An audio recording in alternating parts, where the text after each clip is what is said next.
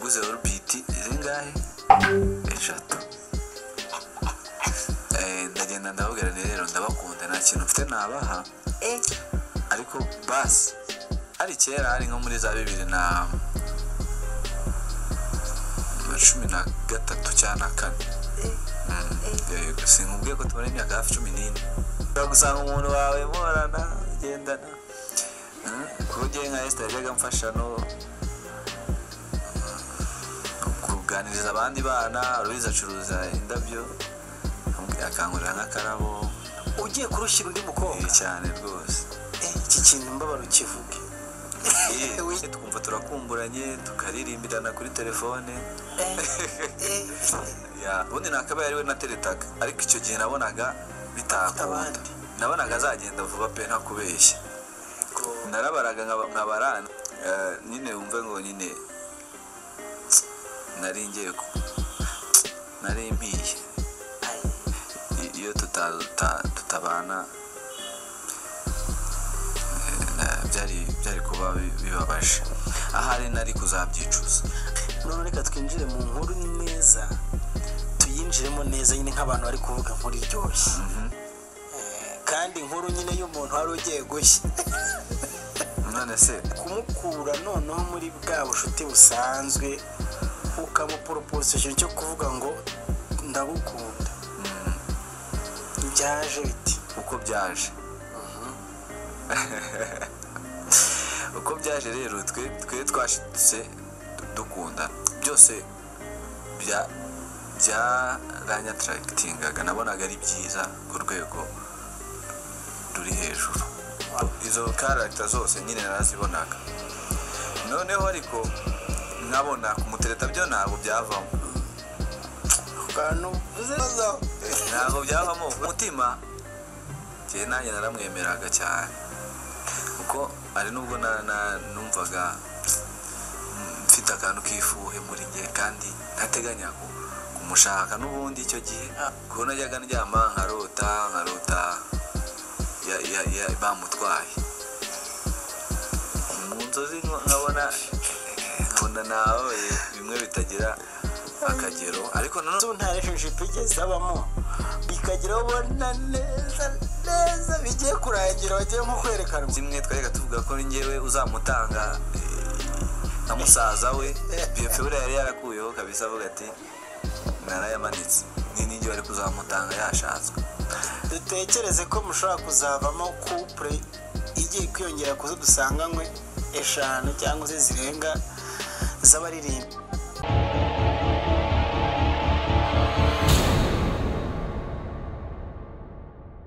ikintu cya kiganiro cyabo cyitwa The Gospel Zone nizere ko wowe udukurikira utagiye uhwema tubagezaho amakuru y'imyidagaduro uyu munsi rero sanzwe uyu munsi muzaniye amakuru dasanzwe urabizi neza ko uzi menshi cyane harari kugenda avugwa cyane ariko amakuru amashyashya cyane ntari kugenda avugwa n'ukuntu Mani Martin yagarutse mu rusengero akaba yagaragaye ndetse n'umwe mu bahanzi bakomeye cyane hano mu Rwanda akaba yarakunzwe cyane muri gospel abamwita Patrick Nyamitari nawe yashyikirijwe igihembo rero n'umwe mu bafana wundi bamwita Apotre Mignone Kabera abandi bahanzi nabo ndaje mbakubwire uraza no kukumvisha cyangwa se kukumvisha uburyo byari bimeze kwereka uko byari bimeze aho ngaho ubwo bashimirwaga hamwe n'abandi bahanzi umugabo bitatewe bose babireba we byamurenze amarira aragwa ashaka kuba rwose bakidasanzwe turaza kunyarukira muri Amerika cyangwa se turanyarukira muri Amerika muri Canada bakomeye cyane ku bantu bazi umwe mu bapasiteri bakoresha ururimi rw'igifaransa bakaba umupasiteri rero wapfushije umugore we hariya i Kinshasa akaba umupasiteri ukunzwe na benshi ntabwo mujya mukurikira inyigisho ze ndetse yakunzwe cyane mu bantu bakunda kugura imiryango ndetse no kuba ari mu bapasiteri bakomeye hano muri Afurika ndetse cyane muri les pays francophones arakunzwe cyane ni umupasiteri ukunzwe cyane ndetse na mu Rwanda hari abantu amukunda cyane, rero akaba arigize ibyago umwe mu bagore be cyangwa se umugore we akaba yaritabye Imana. Turagaruka rero ku nkuru za Nini Gahongayire, tugaruke cyane kuri Israel Mbonyi ndetse n'abandi, ariko kandi imwe mu nkuru nayo tuza kuba tubatangiriraho mu kanya nta yindi, uri umwe mu bahanzi ba hano mu Rwanda, nta wundi bamwita Jado Sinza. Jado Sinza rero yagize atya akora agashya kadasanzwe, ntabwo twari tumenyereye Jado Sinza. Yari umwe mu yagize atya rero arerekanwa mu itorero, aho nibutse ko Jado Sinza ari umuririmbyi usanzwe yumva ku giti cye, ndetse akaba ari umuririmbyi muri korali bita Siloam Choir. Akaba rero yerekanwa mu rusengero, yerekanwa imbere y'Imana rwose, batangiza umushinga w'ubukwe hamwe n'umukobwa uvindimwe na Neema Marie Jeanne. Muramuzi Neema Marie Jeanne ni icyamamare cyangwa se n'umwe mu banyamakuru, akaba n'umuririmbyikazi, akaba n'umwe mu bantu baba MC beza cyane. Rero barumuna be bamwita Esther agiye gukora ubukwe na Jado Sinza. Ese icyo Jado Sinza yabitangajeho niki? Mu kanya gato reka nze nkumvishe icyo Jado Sinza yamutangajeho, ariko jewe ku giti cyanjye, abakurikira The Gospel Zone, abakurikira gusengerwa, abakurikira amakuru atandukanye, ku giti cyanjye nka Dieudonné Imana ishimwe, narishimye cyane. Tuba dusanzwe dufite Amaganela, harimo Papi Clever ndetse na wa mugore we nibagiye ukuntu bamwita, ndetse n'ubita bamwita René Patrick hamwe na Chati Bajuke. Urumva ko rero ibintu byo bimeze neza cyane. Noneho haje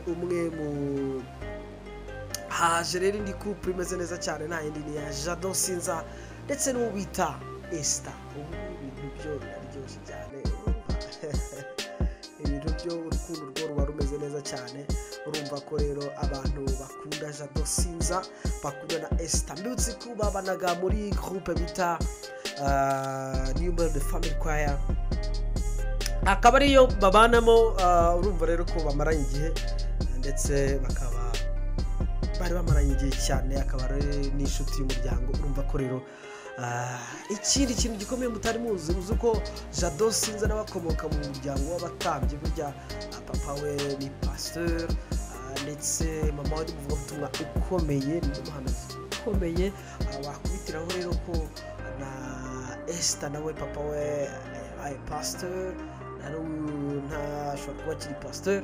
Urumva ko rero ibintu byo ni uburyohe cyane, kandi ntashobora kuba akiri pasteur.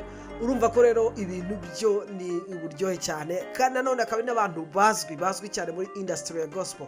Urumva ko ari ikintu gikomeye cyane. Rero reka tuze twumve Jado Sinza we atangaza ati burya jewe naza kubara na Esther. Muri ataza kubara na Esther rwose ngo yari kubahombye, ngo ye kubahiye. Ako kantu karantangaje cyane, karanasetsa. Ati nari kuba mpiye rwose iyo naza gushaka Esther, cyane ko bakundanye imyaka 14. Imyaka 14. Hano abasore banimwe imyaka 14 ni myinshi cyane. naguze orbiti irengaye eshatu, ndagenda ndababwira rero ndabakunda, nta kintu mfite nabaha, ariko basi ari kera, ari nko muri za 2013 cyangwa 14. Sinkubwiye ko tubarengaga hafi 14. Uragusanga umuntu wawe murana gendana, kugiye nka Esther yajyaga mfasha no kuganiriza abandi bana. Rubiza acuruza indabyo, akangurira n'akarabo. Ugiye kurushyira undi mukobwa cyane rwose. Iki kintu mbabara ukivuge. Ubwo turakumburanye, tukaririmbirana kuri telefone. Ubundi nakabaye ariwe nateretaga, ariko icyo gihe nabonaga bitakunda, nabonaga azagenda vuba pe nta kubeshya. Narabaraga nkabara, nyine wumve ngo nyine narimpiye. Iyo tutabana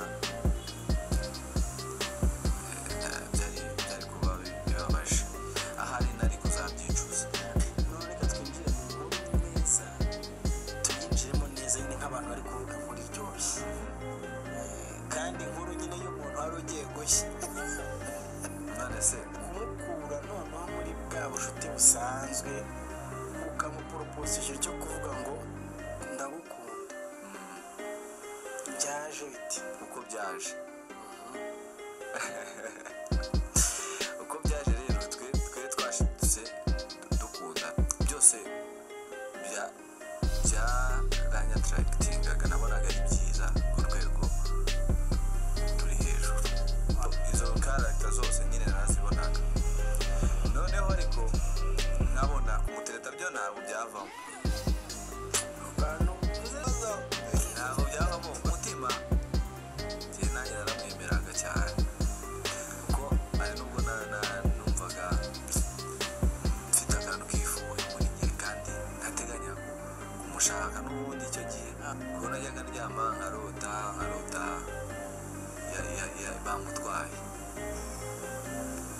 inzozi nkabona nawe bimwe bitagira akagero ariko noneho ntajeje bigeze abamo bikagira ubona neza bigiye kurangira bagiye mu kwerekana kimwe twega tuvuga ko njyewe uzamutanga na musaza we febure yari yarakuyeho kabisa avuga ati narayamanitse n'inigi bari kuzamutanga yashatswe dutekereze ko mushobora kuzavamo couple igiye kwiyongera kuzo dusanganywe 5 cyangwa se zirenga z'abaririmba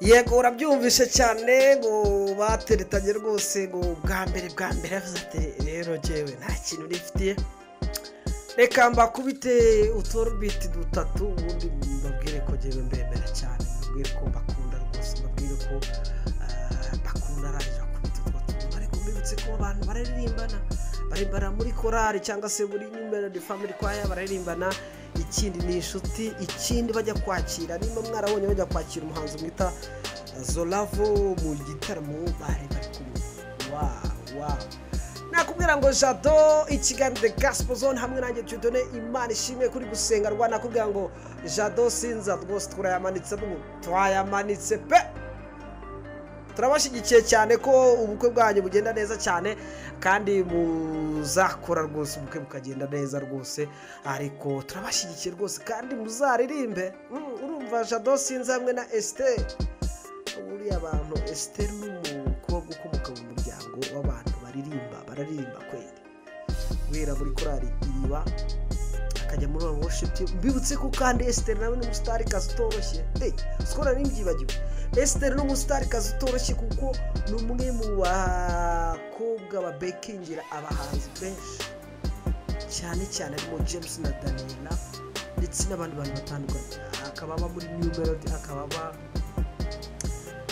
akaba muri New Melody akaba kandi no muri usibye no kuba muri New Melody aba no muri korali iriba ikindi kandi ni umwe mu bahanzi rwose cyangwa se n'umwe mu bakobwa bazi kuririmba cyane reka babwire ko rero ngo Jado sinza ngo yataza rwose kubana nawe ngo byari kuba bibaye ibindi bintu rwose ari kubahiye ntuzashye rwose Imana ishimwe ko utahiye ahubwo Imana yamuguhaye kugira ngo akube yafara kandi yavuze rwose aravuga ati rwose naramurotaga ibintu byari bimeze neza barakore mujye mukundana ariko ntukazakundane nka babandi ariko mujye mukundana urumva bitaba ari byiza muvandi urumva bitaba ari byiza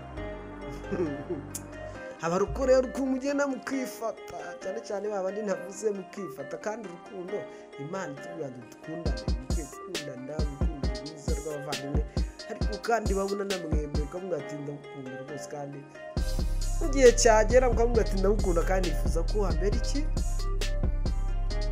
twazabana mukabyereka itorero n'abavandimwe ariko kandi mukenjoyinga life is too short my brother life is too short ugomba kwerekana ko ukunda umuntu ukamukunda rwose kuko muri iyi minsi usanga bamwe bifata gusa nakunze cyane utabonye ari proud cyane sinza ari proud cyane rwose ubona ko udufoto twiza ubona abantu bari bateguye abavandimwe rwose bari bateguye byane byanyu urumva ngo rwose ngo idini ngo ibiki ngo wambara igozi idini wapi ubundi rwose kabisa turabashyigikiye cyane reka dukomeze n'inkuru zacu ariko kandi tuze kuba tunyarukira kandi tuze kuba tunyerekeye cyane ku yandi makuru. Ntabwo mwemeretse kubona umuhanzikazi cyangwa se ntabwo mwemeretse kubona umuhanzi witwa Mani Martin.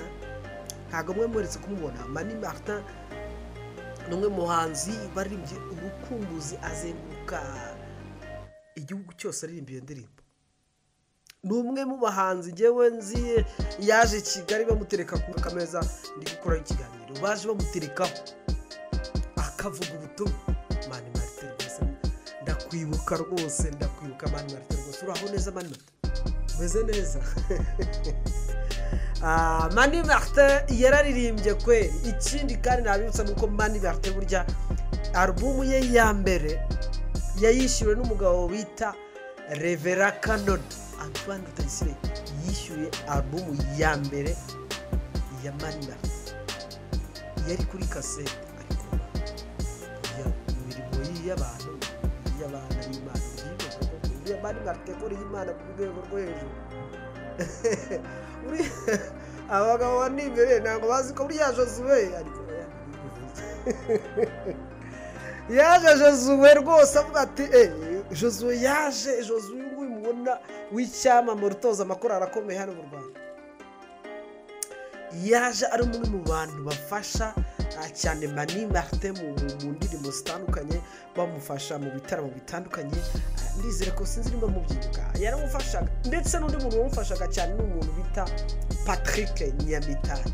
Patrick Nyamitari yari umuhanzi uzi kuririmba neza, ariko kuki bapasiteri bavandimwe bakozi b'Imana, kuki abantu baririmba gutya baducika ko kumuhari? Bapasiteri buraho neza, kuki abantu baducika kuko bakajya uri Mana aho karimbo barakibuka uri umugwaneza aho karimbo ntabwo mukibuka. Patrick Nyamitari urabizi rwose ndakwemera, ariko yararirimbye album yikunzwe ahantu hose, buri wese arashaka kuririmba nka Patrick Nyamitari. Reka mpe kure chapeau Apotre Mignone, kuko Apotre Mignone wakoze igikorwa cyiza cyane, gufata wari umaze mu cyumweru cyo guhuriza hamwe abaramyi batandukanye. Patrick Nyamitari ni umwe mu bantu b'abapiyoniye cyane, cyangwa se n'umwe mu bantu baririmbye muri gospel mu Rwanda batazigera bibagirana n'indirimbo zabo zirazwi. Umu Apotre rero, Apotre nawe uri ni Apotre Mignone Kabera, yagize atya aravuga ati ngewe nkwiye kubagenera ishimwe. Iryo shimwe rero ryaratambutse bageneye award Mushumba ufite iyerekwa ryiza rwose. Burya yego nuko n'akantu karahari nyine karahari, ariko burya rwose ukoze igikorwa nka kiriya. Burya ni nayo mpamvu Bashumba bavandimwe mushyigikirane rwose. Kiriya ni igikorwa cyiza cyane, kandi abaramyi abahanzi bafite uruhare runini cyane muri kugenda neza ku itorero, mu kugenda neza mu kuvuga ubutumwa, mu kugenda neza uzuye umuvugabutumwa hamaze kuvaho umuramyi cyangwa se umuhanzi maze kumwinjiza mu kindi kirere. Burya umuhanzi cyangwa umuramyi ni umukozi w'Imana ukomeye, kuko abanza kugutegurira ikibuga ukaza kujyamo ikibuga twose tuzimo twose n'uduki twose twagiye, ariko usanga ako gaciro batarakabona neza.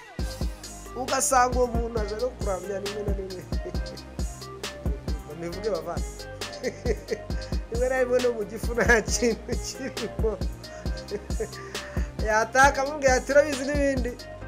Imana iguha umugisha muvandimwe, Imana iguha umugisha, Imana iguha umugisha, Imana iguha umugisha mukuru kw'Imana. Uyu munsi batubishyize mu mavuta kandi agiye kugenda nta niki cyangwa akagenda akirira capati n'ishimira kose cyangwa mu kugaragaza uburyo bamwe n'abandi batakitanga. Nuko tugeze muri viziyo, turi muri viziyo, turi mu mwaka 2024, sinzi ko ari aho bikiba, ariko nimba ushaka ko umurimo w'Imana ugenda neza abantu bitewe, reka rero mu kanya ndaza gukumvisha cyane uburyo byari bimeze uburyo Theo Bose babireba wowe byaramurenze. Theo Bose babireba ntushobora gukoresha igitaramo gikomeye hano mu Rwanda, cya kindi gihuza ibihumbi n'ibihumbi, cya kindi cy'igitaramo cy'abantu cy'abazungu bavuye US cyangwa se bavuye ahantu hatandukanye,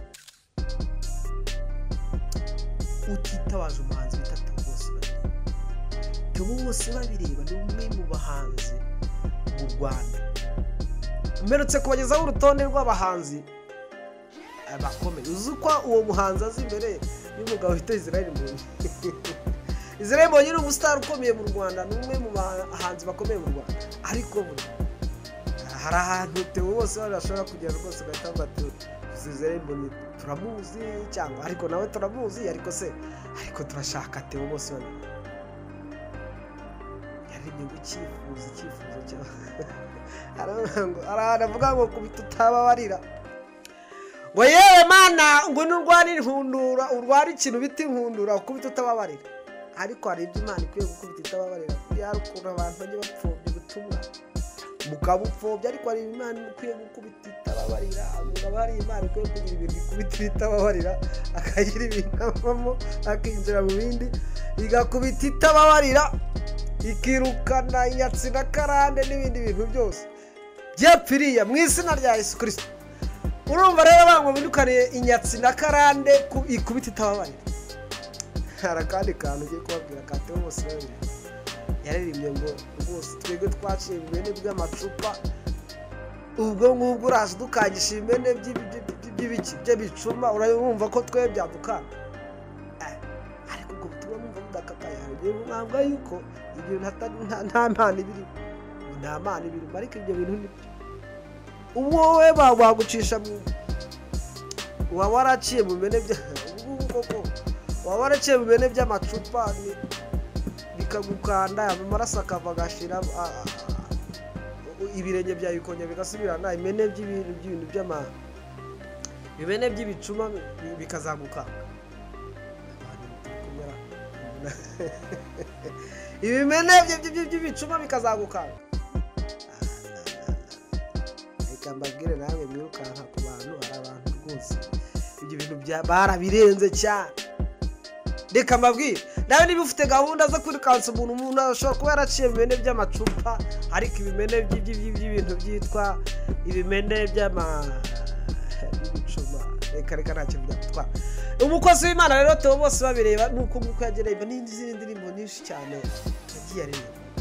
Yaririmbye n'akandi karirimbo cyane benshi bakunda kwita Soka imara inyota, Soka idakama, uherwa umuntu waguhungiyeho.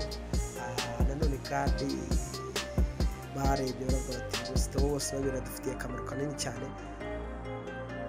Yanasabye n'imbabazi n'umugore wawe aravuga ati rwose umugabo wanjye rwose yansabye imbabazi, ibintu bimeze neza, nta n'ikibazo bibone, babandi bamwirukankagaho mukureho.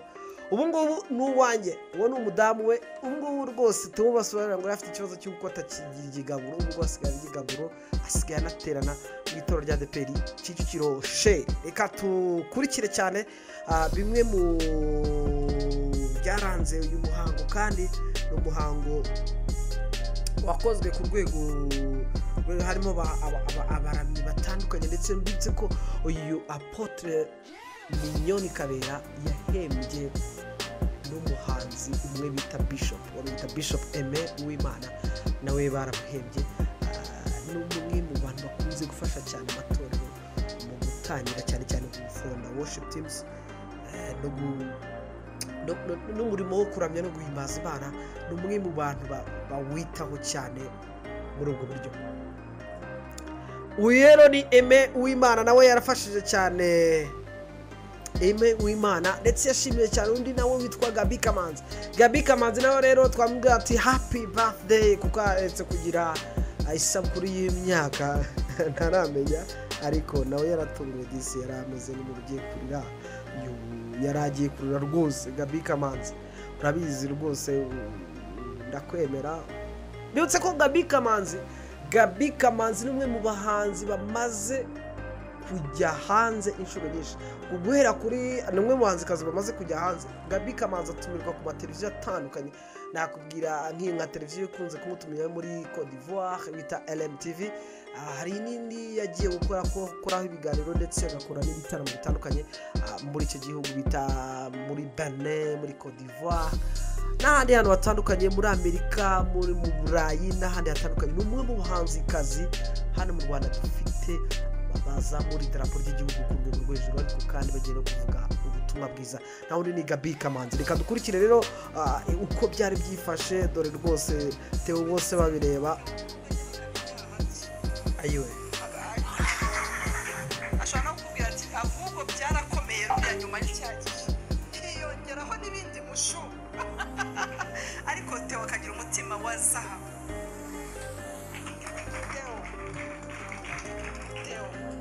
Theo ndashimira Imana, umuririmbyi ufasha abantu bose barizwa muri ADPR.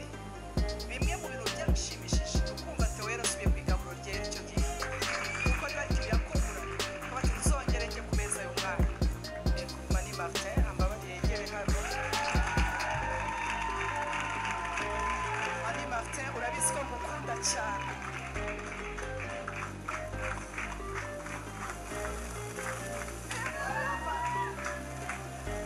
Uyu mubare tuyiririmbe gato. Nguya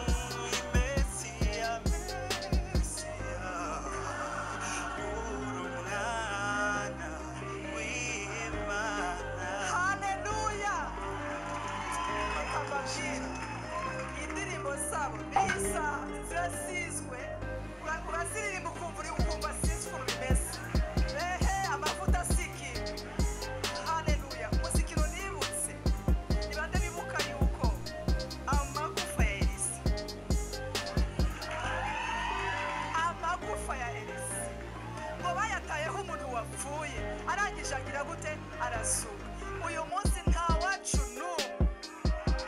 n'umwe haleluya nta waririmbiye imana I love you so much turabakunda Patrick uri imfura Patrick uri imfura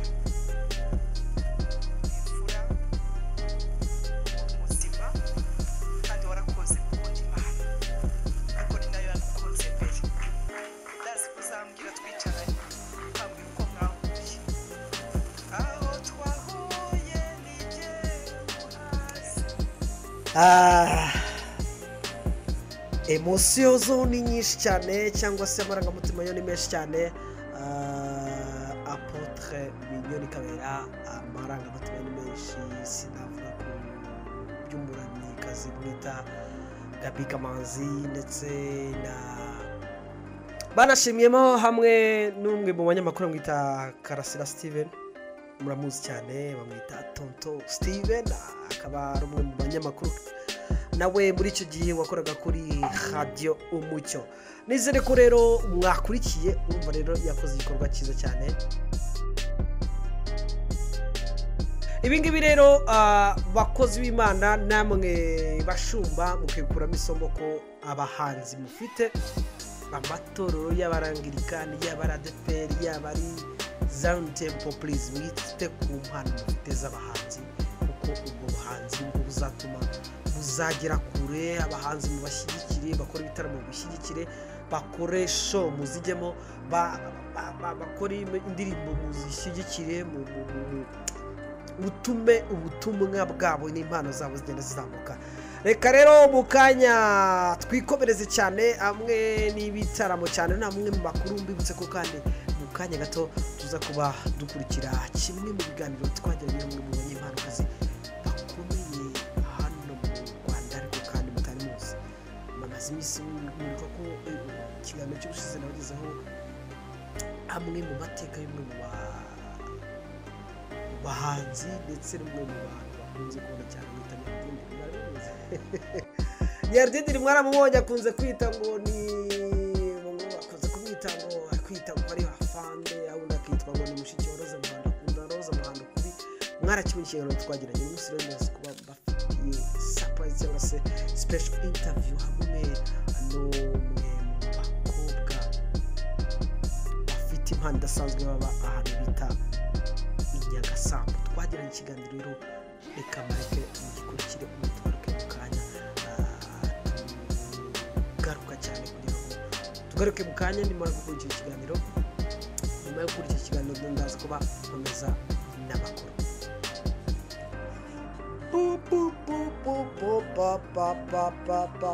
Okay, mumaze kubona rero ubushongore n'ubukaka bw'uyu mukobwa, umwe mu bakobwa bafite impano idasanzwe, ariko kandi yadusuye kuri gusenga rwa tumukoresha ikiganiro. Mwabyumvishe cyane aho yahereye muri Sunday School, agahera muri iyo Sunday School akaza kujya muri korali bita Korali Amahoro. Nyuma rero yuko yinjiye muri Korali Amahoro, impano ye igenda ikura, ariko kandi natwe tumubonye muri The Gospel Zone Show hamwe nanjye Dieudonné Imanishimwe. Ndavuga nti uno muntu ntabwo rwose twamushyira karutega, reka twumve impano ye akunda cyane. James na Daniela kuba arumva yifuza kubonana na James na Daniela Nyampinga. James na Daniela uramutse mwumvishe rero ko umuhanzikazi afite ijwi ryiza, yumva ashaka ko nawe yaba umwe mu bapakazi bose mwamushyiramo agakomeza gukora umurimo w'Imana. Reka tunyarukire cyane kuri Israel Mbonyi, aho ari muri Leta Zunze Ubumwe za Amerika, ariko kandi atari tutarajya muri Leta Zunze Ubumwe za Amerika. Ntabwo ari muri Leta Zunze Ubumwe za Amerika, ahubwo ni mu Bubiligi, aho yakoreye igitaramo. Ari nta wundi ni Israel Mbonyi. Nyuma y'uko Israel Mbonyi yakoreye igitaramo, reka tunyarukire cyane kumwe mu bahanzi tugerageza turi ko twabona ku murongo wa telefone. Umuhanzi mwita Brian Blessed, yashakanye nawe ni couple imeze neza cyane, mwita Brian Blessed. Yashakanye rero n'undi muhanzikazi nawe rwose urimba neza cyane. Turebe ko twabona ku murongo wa telefone, twumve ibyo bagiye batangira muri groupe bita Hindurwa. ndabona ntamubonye ku murongo wa telefone ariko bari gutegura iki gitaramo cyiswe Impact Worship Live Concert bamwita Blind Blessed na Dina Uwera bagarutse nk'itsinda aba bombi kandi bateguye igitaramo cyabo cya mbere bise Impact Worship Live Concert zaba tariki 24 Kamena nibwo igitaramo kizaba akaba rero ari igitaramo kizaba akaba ari abaramyi basengera muri Healing Center hariya i Remera mu rusengero rwa bishop bita Nayomba rero umwe mu bishop rwose bari cool cyane bari kalme cyane bakunda kubigisha ariko bafite ibikorwa binini cyane.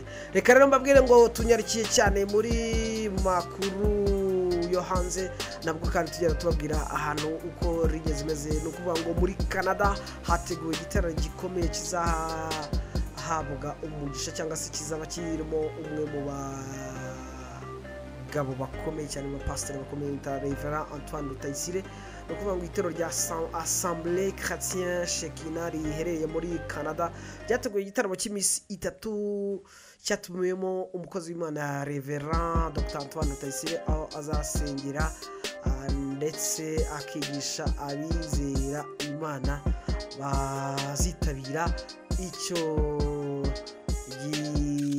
giterane. Urumva ko rero nawe Reverend Antoine Rutayisire azaba ari muri Canada aho azitabira kino giterane kizaba ku itariki 21 Kamena ku isa moya nako isa 12 zaho ngaho muri icyo gihugu cya Canada.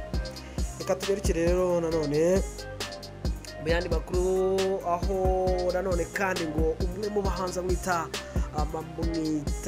Nice Ndatabaye yagiye gutumira Adrien Misigaro.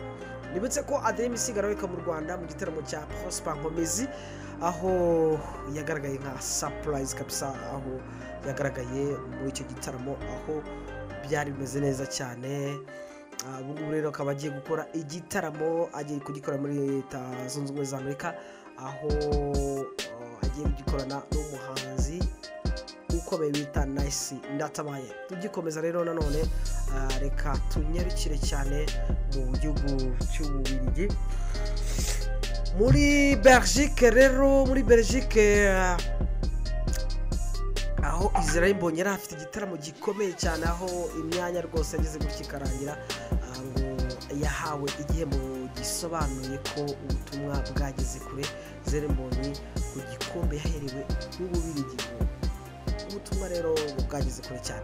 Umuhanzi w'indirimbo zo kuramya no guhimbaza Imana Israel Mbonyi afatwa nka nimero ya mbere muri iki gihe cyangwa se nubwo benshi bataramenya uwa mbere hagati ya Israel Mbonyi ndetse n'umuhanzi mwita Theo bose babireba.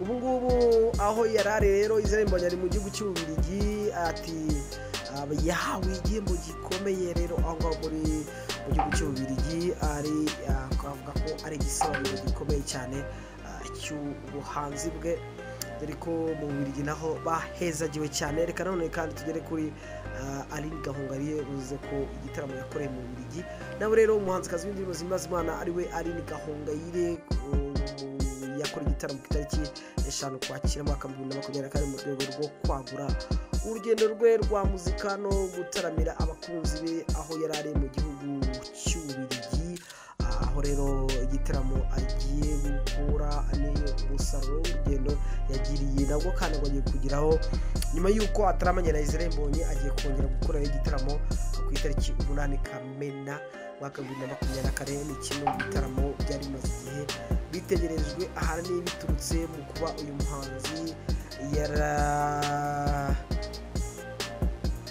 kumurika alubumu nk'umusirikare. Nizere ko rero mukomeje kugira ibihe byiza ariko kandi dusoreze ku umwe mu nkuru itari nziza cyane mu bakunzi b'umuziki cyangwa se bakunzi ba gospel ku isi no kuvuga ngo umwe mu bapasiteri bakomeye cyane mu gihugu cya Congo mwita Pasteur Marcelo Tonasi ukomeye muri Congo yapfushije umugore we arapfa rwose yitaba Imana dore ko ngo umupasiteri akaba ari ubutumwa ukomeye cyane muri Congo Pasteur Marcelo Tunasi ari mu gahinda gakomeye ko kubura umufasha witabye Imana nyuma y'imyaka irenga 18 babana umugore n'umugabo. Branch Tunasi ni umufasha wa Marcelo Tunasi uyobora itorero ryitwa La Compassion yapfuye kuri wa gatatu tariki ya 12 Kamena 2024 bavuga ko uyu mugore yitabye Imana azize indwara y'umutima. Rero tubwire bamukundaga n'umupasiteri umwihanganisha cyane, bikamubwira ko The Gospel Zone yo iracyagaruka cyane, bikamubwira ngo ciao yewe na Radio Done. Imana ishimwe, amahoro n'imigisha bikomeze kubana namwe. Bye.